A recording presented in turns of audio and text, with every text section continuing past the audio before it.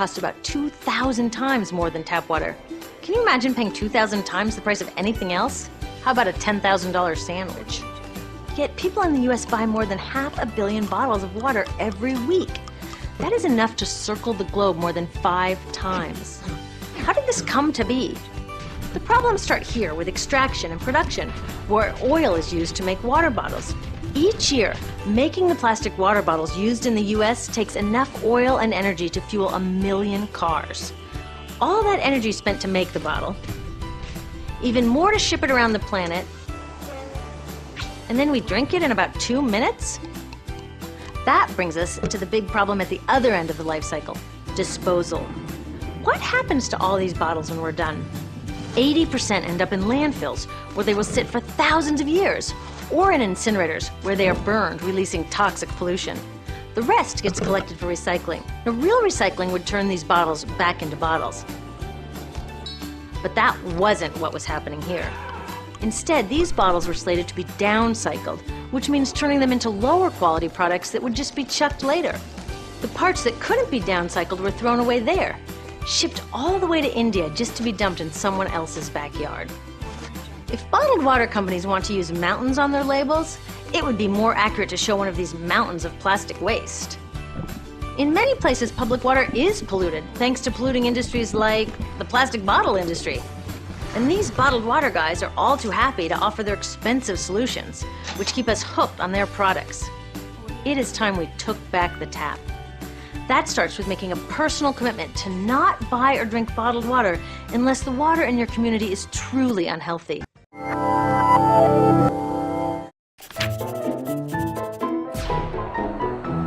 In January 1992, a cargo ship sailing from Hong Kong to Washington hit a storm, and 12 containers tumbled overboard, releasing a fleet of blue turtles, green frogs, red beavers, and yellow ducks. 28,800 animals destined for bathtubs, now a lonely plastic navy drifting in the Pacific Ocean. Then they started to float ashore along the Alaska coast, Washington state. Some even traveled as far as the British Isles. But a few ended up here, in a swirling spiral of floating junk, the Great Pacific Garbage Patch. There's 5, maybe 6 spots on Earth where rotating currents gather masses of plastic debris. But go there and you won't see mountains of yellow ducks, red beavers, and novelty sunglasses.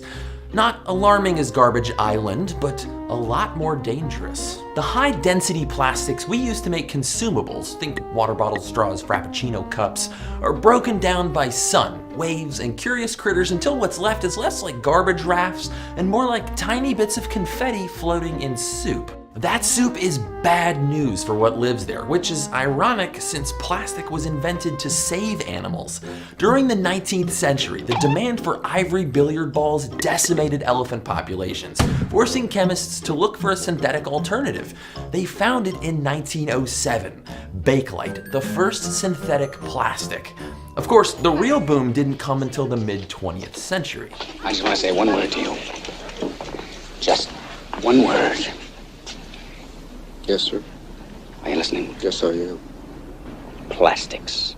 Modern plastics are so strong that a 60-gram jug can carry 4 kilograms of milk. But despite being so durable, plastic is also cheap. So cheap that much of it's designed to be used just once.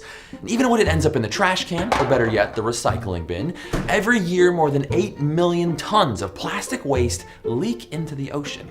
That's about 15 plastic shopping bags worth for every meter of coastline on Earth. Because that plastic is broken down into nearly invisible bits, it makes it hard to figure out just how large those polluted patches are. Is it 1 Texas, 2 or 4 Texases? Or is it Texi? Whatever. That puny plastic potpourri also means most of those ocean skimming cleanup ideas you hear about won't work. And truth is, while we might hear a lot about these flotillas of flotsam, we find plastic everywhere we find ocean, and at every depth. Even the deepest. Birds and younger sea animals that can't dive deep to find their dinner end up feeding near the surface where they encounter more plastic. Larger debris can certainly tangle these animals up, but many end up eating plastic too, sometimes by accident.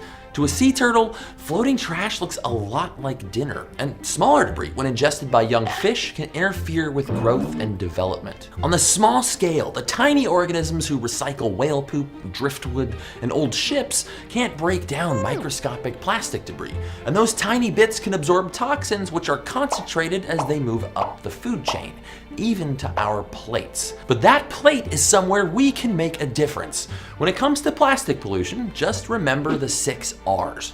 Reduce. Choose to buy fewer things that are packaged in non-recyclable plastic. Did you know that stores like Amazon often let you choose hassle-free packaging? Reuse. Think reusable. I mean, it certainly works for Hollywood.